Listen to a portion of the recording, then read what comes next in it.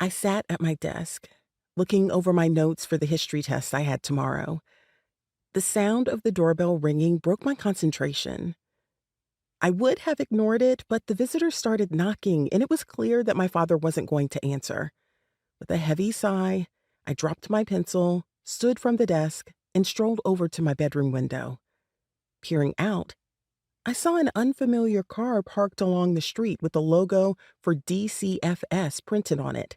A tall blonde woman stood next to the car talking to our nosy Karen of a neighbor from across the street.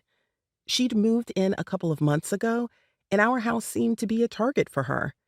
She complained about the yard. She complained about the trash can being beside the road too long. She complained about the amount of trash being taken out. One day, she came over banging on the door, complaining about a smell. When my father opened it, she stormed inside yelling and got the shock of her life. She threatened to call the police and DCFS if my father didn't clean up the house. I'd tried. I'd been trying to get him to let go of things. We'd called an organizer to help us, and Daddy still wouldn't budge on removing half the things. When we started taking things out, he became extremely overwhelmed and yelled at everybody to get out. That was a few weeks ago. And now, here we were. I sprinted from my room, almost tripping over the mass of clutter in the hallway, and made my way downstairs as fast as I could. "Daddy," I called. "Daddy!"